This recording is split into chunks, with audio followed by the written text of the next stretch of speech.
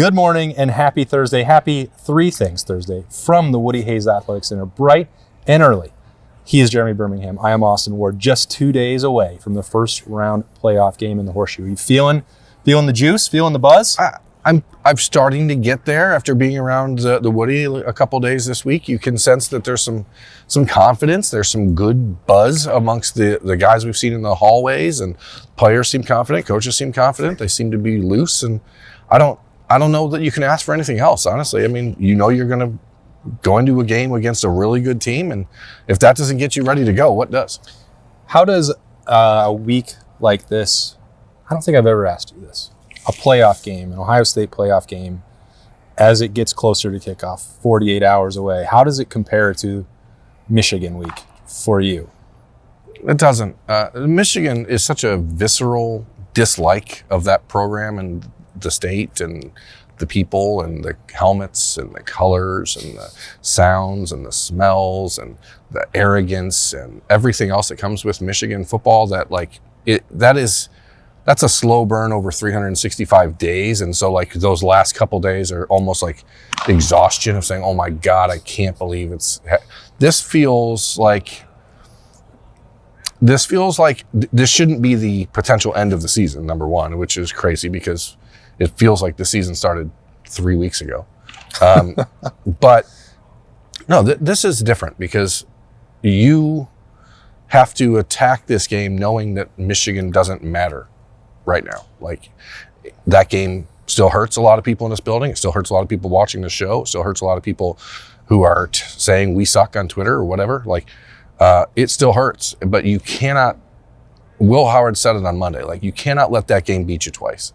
And if you're thinking about that game in any way other than let us make sure we fix this or fix that, as opposed to the other way of thinking about it, which is I can't believe this happened, then you've already lost again. And that is a really, that's something that you can control.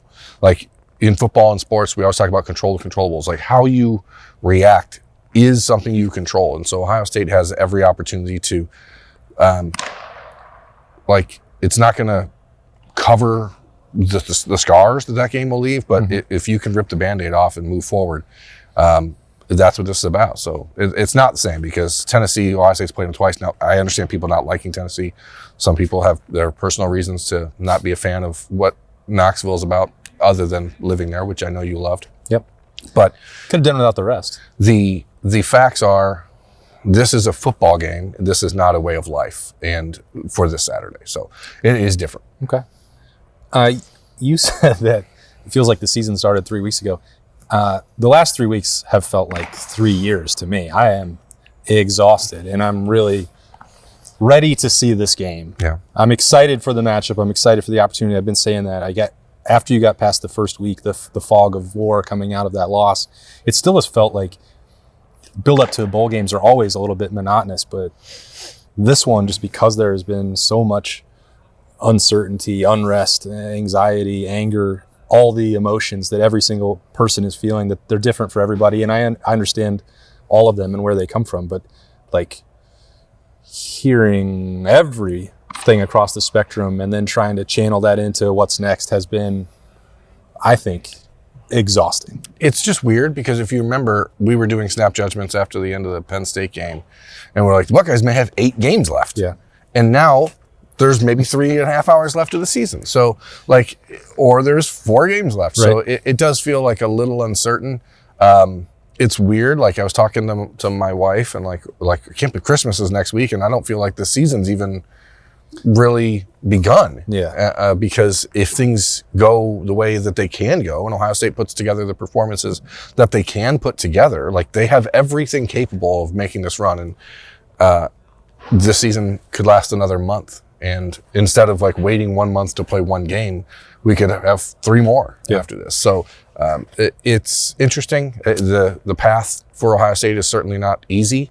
But as we talked about on the Rooster Show last week, like if Ryan Day was to create a potential redemption tour for his career and his legacy at Ohio State, like what better way to do it than to beat an SEC team in the Horseshoe 3 weeks after losing to Michigan for the 4th time, getting a comeback win against Oregon, winning in Dallas, where last year's catastrophe happened in the Cotton Bowl, and then getting a shot again in Mercedes-Benz Stadium in Atlanta, where his best loss happened, and to get to right those wrongs. And there has been, gosh, if we go back to the start of Ryan Day's head coaching career, and I know it's polarizing for people right now, but I would be remiss if I didn't suggest that, like, his tenure as a first-time head coach happened at the weirdest possible time in the history of college football, and for Ohio State specifically. Yeah.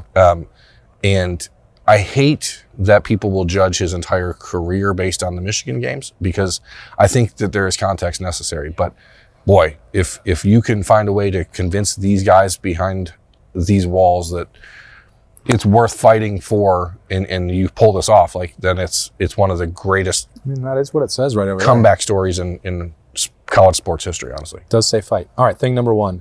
Well, that wasn't thing one? I don't Okay, know. I guess it was. We have to run through it. Go I ahead. know, but I didn't know. That's all right. We got into it. I thought there were some good vibes to get into. Thing number one is the thing that you are most confident is to Ohio State's advantage on Saturday. Will Howard in the passing game against Tennessee's defensive backs. I've watched a lot of Georgia football this year, and I know Carson Beck was a highly ranked NFL prospect heading into the season, but he's been pretty milquetoast all year, and they have. I think it's as generous. That's overselling. They also have very few offensive weapons on the perimeter that can actually attack downfield, and they threw it all over Tennessee. If you just get a little bit of time, I have zero doubt that Will Howard in the Buckeyes passing game is going to go for a big number on Saturday. Yeah, I think you're right about that. And I think given 3 weeks to prepare, they're going to know how to do that. It's not even just Georgia. Arkansas did the same thing in that upset loss. So it's not as if, I mean, Tennessee's defense and their numbers throughout the course of the year are very good. They're top 10, maybe even top 5, depending on which category you're looking at. Caliber defense, they're good. But they are not invulnerable. And if you are able to get matchups on the perimeter, which Ohio State is better equipped to do than anybody else. You know, Jeremiah Smith, Emeka Egbuka, Carnell Tate, we've said that before every single game. They are going to be in advantageous situations. And I don't know what that looks like, if it's trusting that the tackles are going to hold up and you can take deep shots down the field, or whether that's helping them out by freezing linebackers or freezing people at the second level with RPO stuff that we have seen Will Howard make so many correct decisions throughout the duration of the year. Get easy touchdowns, throw it 10 yards to Jeremiah Smith, and then he just runs away from people. Like, that opportunity, I think, should be there. I don't know how exactly Ohio State intends to draw that up, but it would defy belief to me if, when they're talking about doing whatever it takes to win, that's not the way they choose to do it. Yeah, and we talked about it on Tuesday Snap Judgments. Like, there's also a very real opportunity to get the running backs involved in the passing game to begin to soften up that defense a little bit. And if you force the defensive ends to have to play into the flat or help in coverage or dropping in coverage, then it opens up everything else. And if Will Howard gets time to throw, the Buckeyes can definitely throw on Tennessee. I think that looking at that same matchup on the other side of the football, I said earlier in the week that I did not believe Tennessee would be able to build a game plan based solely on rushing the football, no matter how good they've been throughout the duration of the year, and that they would have to trust Nico Amaleva to push the football down the field, and that maybe there'd be opportunities against Denzel Burke or Davis Snigbenosin. I'm going to expand it. I think the entire matchup defensively for Ohio State is to their advantage, primarily because Tennessee's receivers are not as good as they've been in the previous couple years. I've not been blown away by year 2 for Nico. The $8 million arm, and I think having Caleb Downs and Lathan Ransom, and a healthier version of Lathan Ransom than we saw in the second half of the season, is a massive, massive deal. That's not just for stopping the run, but also for potentially making some plays against the pass. So I think that definitely tilts the field. I think it works towards Ohio State's. We've seen one team try to stretch the ball vertically against Ohio State this year, and it was Oregon, and it worked. It also just happened to coincide with the game where Ohio State decided they were not going to attempt to pressure the quarterback at all, and that makes zero sense. So we have, with Tennessee, Dante Thornton is a deep threat guy that, in the mold of Evan Stewart from Oregon, not quite as electric. If you give Nico time to throw the ball 55 yards down the field, Ohio State might find some trouble there, but it requires an absolutely perfect throw 55 yards down the field and no safety help. And I don't see Ohio State putting themselves in that position this week. because Dylan Sampson, as good as he is not the same as Jordan James or the way that Oregon uses their running backs in the passing game. So like it does open up things for Caleb Downs and Lathan Ransom to actually help in coverage a little bit, which would also be a benefit to Ohio State. Yeah, you're absolutely right. Thing number 2, what's the most interesting thing you heard this week? We had 3 days of college football playoff mandated press conferences. So we had offensive media day, we had defensive media day. Emeka appeared on defensive media day because he missed offensive media day. You had Ryan Day twice, Chip Kelly and Jim Knowles. A lot to pick from. I think it was Jim Knowles talking about how Ohio State's defense is built for getting in play calls faster than anybody in the country, because it directly goes against what I've seen for the last 3 years. I'm surprised we have not had this conversation because I watch Ohio State every week as part of my job, and big part. I don't see them being particularly ready defensively, like faster than anyone else, and in a lot of cases not at all. Especially, I mean, against most notably against 6 games ago. Right. I mean, so I know that there has been changes and adjustments made to the way Ohio State communicates and gets their play calls in, and who's doing it and how many calls are going in. So maybe that's changed. But I thought it was just fascinating to hear Jim Knowles talk about his experience and his history in this against this sort of offense and why he thinks it's built for it. Now, I'd like to see it on Saturday, because if Ohio State is out there with 20 seconds to go on the play clock and looking around for a call, they're in trouble. And Tennessee might not even give them the 20 seconds in a lot of cases. No, they probably won't. And that's going to be their intention, unless Ohio State can get a couple 3-and-outs early on and maybe talk Tennessee out of that strategy. The way that Jim Knowles told that story, which was being challenged at Duke by David Cutcliffe to get signals in as fast as anyone else. And he took that on, and then Duke became that. When he told the story, it's like, well, and then Ryan Day issued that challenge. That was part of the job interview. I'd have to go back and look. But when I was listening to it, I don't remember him saying, yeah, Ohio State has definitely been that for the previous 3 years. He says we're built to do it. Because they were not.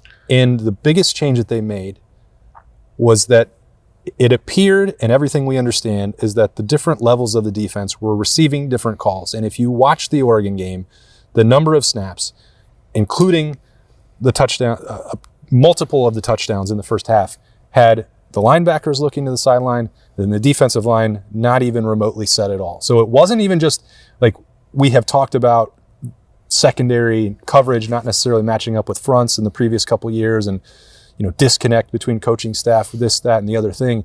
That was the prime example on the field where everyone, I think, should have been able to see that was happening. And that was the thing that the ensuing 2 weeks and the correction process and Ryan Day going into the defensive meeting rooms was designed to correct. There have been more blitzes. There have been more varieties of ways to pressure and attack and games up front. And we've seen Cody Simon and Sonny Styles being really effective blitzers, difference in coverage. There have been schematic changes. But more than anything else, it is simply getting a call from either Cody Simon or Sonny Styles that goes to the entire defense and then lining up and then playing football. I'm not meaning it to even sound like it's the most simple thing, but it is. Well, it is a fairly simple adjustment. Also, 3 weeks ago, in a pivotal moment of the game, Ohio State had a timeout and couldn't get a call in. Correct. And got 12 guys on the field. So it's not exactly... Didn't even need to be fast in that situation. It's not clear to me that all the communication issues have been fixed. But you have 3 weeks to prepare for what Tennessee's doing. And I think that means less rotation for Ohio State, which I personally am good with in a game like this. If you have your best 11 out there, and that means you have Jack and JT and Devon and Ty and Tyleek. If they can get Devon for this game, that'd be good. And you have Jordan Hancock out there alongside, there's less opportunity to bring in other guys. I'm fine with that. These guys have not played a lot of snaps this year. This is the reason they haven't played a lot of snaps, is to be ready for this. So we'll see. But that was by far the most interesting thing I heard all week. Yeah, I agree with you. I do not, personally, my preference, which doesn't matter to anyone, I don't want to see Lathan Ransom or Jordan Hancock coming to the sideline to the dime package and some of the matchup stuff. And Jordan Hancock can help and run support. I understand Arvell Reese has been really good, but the Tennessee's going to spread you out. You need a guy who can get sideline stuff. Yeah, the two in, two out in the secondary thing, I don't think is going to work in this game. And The fact of the matter is that Tennessee may not allow you to do that. Yeah. So I think you have to build a plan that's like, these are the best 11 players. As long as they can go, they're going to need to go. You can't be worried about subbing in and out because Tennessee may catch you in something then. And you may be stuck playing multiple snaps in a row with Lorenzo Styles out there instead of Jordan Hancock or whatever the situation might be to pull one out of thin air. Like if that's not the spot you want to be in, then don't be in it. Yeah. They can control that part. You have mentioned that numerous times throughout the duration of the year.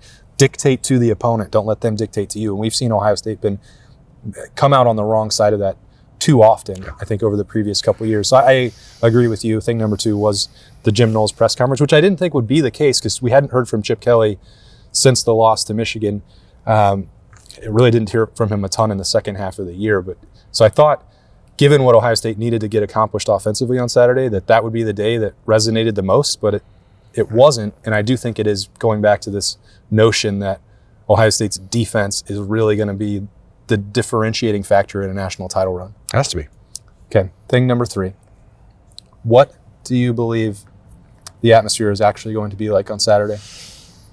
I think it's gonna be like a Big Ten championship game atmosphere, only cold. I think that Ohio State fans will probably be 65 to 70% of the stadium. Oh, 65 you're dropping. I think that Tennessee, clearly, we already talked on Snap Judgments on Wednesday. Tickets are getting low. They're seeing it. They're not oblivious to it. They can. I think that means that Tennessee fans are tapped out. I hope that's the case, but we'll see. I think the atmosphere will be very good.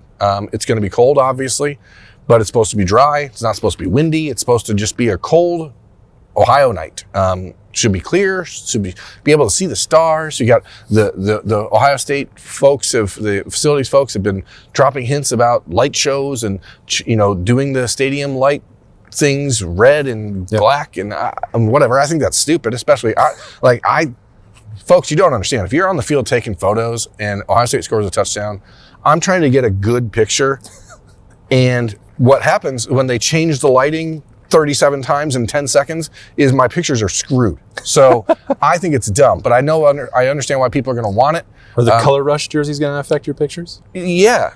But the red versus the white will be a nice contrast. So, I mean, that's fine. But when the red jersey is bathed in red light, I may as well be taking pictures of ghosts.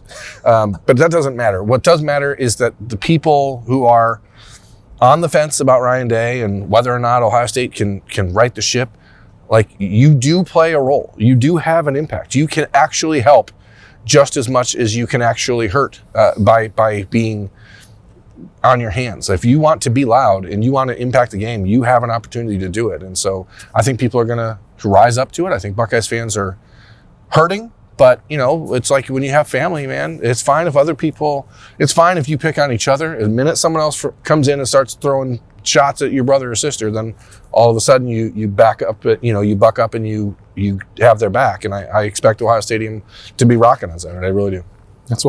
That's one of the things that I'm most interested in is I've spent 19 of the last 21 years being involved in some capacity covering or being around Tennessee football and Ohio State football. I like to think that even if I don't know every tradition or I don't perhaps pay the proper deference to the game the way some people suggest, which may be a fair criticism of me since I did not grow up here and only married into an Ohio State family and have only spent 7 years working with you trying to learn the best. I know what's important to Ohio State fans and I know what's important to Tennessee fans. And both of them have more passion for college football and their programs than any others in the country, in my opinion. Yeah. Now, that could be biased because they are the places that I've worked, but I don't believe that Alabama fans are at the level of Tennessee fans in the SEC, and I know for certain that Michigan fans and Penn State fans do not care about winning championships at the level of Ohio State. Put these two together and give them all day outside the horseshoe, I might have the police blotter just I would hope people remember that just because it's cold doesn't mean you don't need to drink water. Okay, very important. you have to hydrate. Just because it's cold doesn't mean you don't. Okay. But the stadium will be louder for Tennessee's defense and for Tennessee's touchdowns than it's ever been for an opposing team inside Ohio Stadium. Yeah, that's right. So, don't be surprised if you're an Ohio State fan and you're like, what the hell? Why Take the challenge. Yeah, like, because it is the game within the game, and you can control it. So, buy your tickets, get to the stadium, and support this team. Win, lose, or draw, they need you there. It's true. And it's 2 days away because today is Thursday, a Three Things Thursday on the podcast. Make signs, say Andre Turrentine sucks, just to get a point across. Not that he actually sucks, great kid. But he wasn't a great football player. In this case, he said something that is about you, America. He was talking about you. He said you are not good fans. Are you going to let him do that? Because if I said it, you'd be all over me.